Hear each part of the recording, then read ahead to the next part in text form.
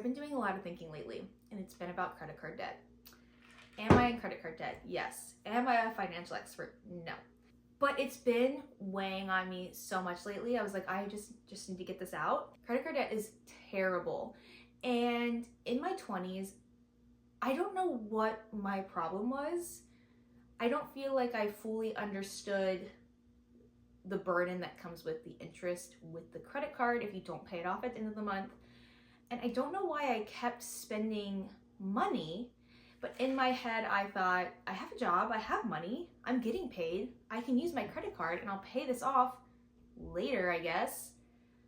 And I think people don't realize it is so easy for credit card debt to snowball out of control. Because 1 minute, the minimum payment's like $80 a month. The next, it's $400 a month.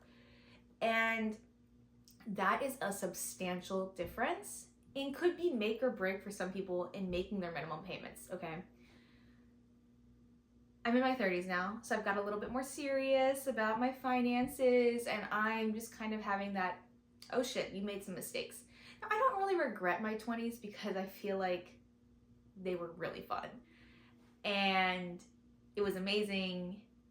I have no regrets doing anything I did. However, my regret would be not making better financial choices. Maybe saving a little bit more, using the credit card less. There really is no reason for me to be in credit card debt.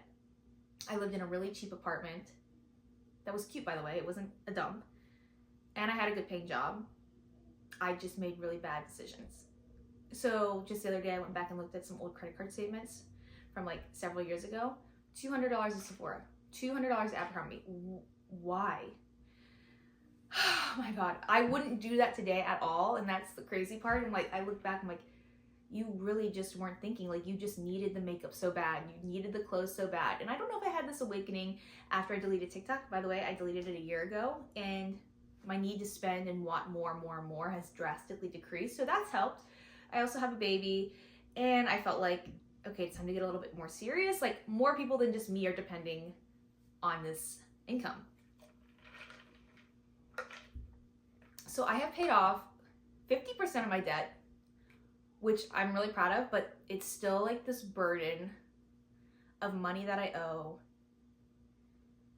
And the economy is really scary. And I think about how nice it would be to not have any credit card debt. And next, I want to tackle school loans. I know the credit card debt's the most important one because of the high interest. So here's a couple things I've done to pay off 50% of my debt. No, I really did do stuff. So first of all, tax returns. That was a substantial amount of money I could put towards my credit cards.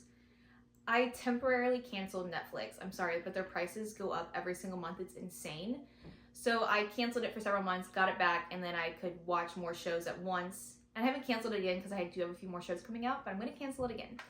I deleted Amazon Prime, which was a huge one. I fully believe this was one of my downfalls.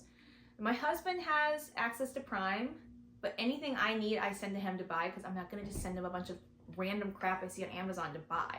It's normally stuff for our baby. Next, I invested in an espresso machine, which sounds counterintuitive right now, but I bought this almost 2 years ago, by the way. But looking back, this has saved me so much money because I used to go to coffee shops 5 times a week. If you spend like $6, $7 at a coffee shop, that's a lot. It adds up. And it's paid itself off. And I did budget for that, by the way, because I knew it was going to go on sale on Cyber Monday. I really had to just cut back on spending on clothes and restaurants, something we came out with, which we're not perfect, but we started doing like $30 a week for food as a family, like for a restaurant, which means like pizza.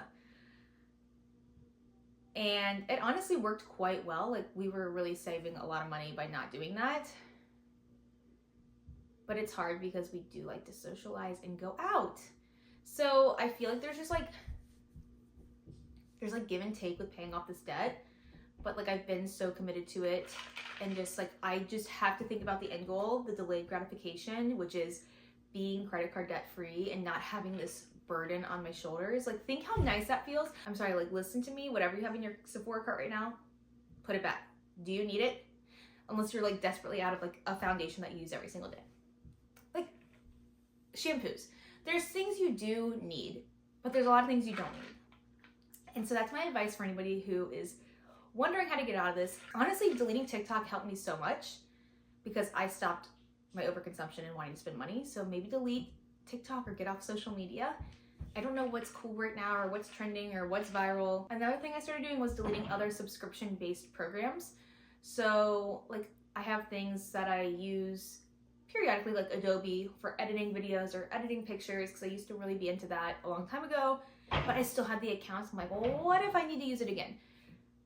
That was like an extra $35 a month that I could get back, so I canceled those. So just being mindful to those subscriptions that you signed up for a long time ago and you're like, oh, it came out of the account, it's fine, but that money really does add up. This was just more like, I need to get this off my chest. Like, think about the end result and how freeing it's going to feel to be credit card debt free. Put the skincare products back. It's going to be worth it in the end. And I've just like never felt so determined and motivated to dig myself out of the rest of this hole. I'm halfway there. And everyone has a credit card debt number they're comfortable with and not comfortable with. So I think it just depends on your lifestyle, what you're used to, your income, your personal situation as a whole. So keep that in mind. Like, I know some people have $500 in credit card debt and they're really stressed out, and I'm like, that's amazing. I wish that was me. But again, everyone has their own limits, so I try to be respectful of that and just be mindful of what you're spending. It's way worse being in credit card debt than having like a new wardrobe just because. Okay, bye.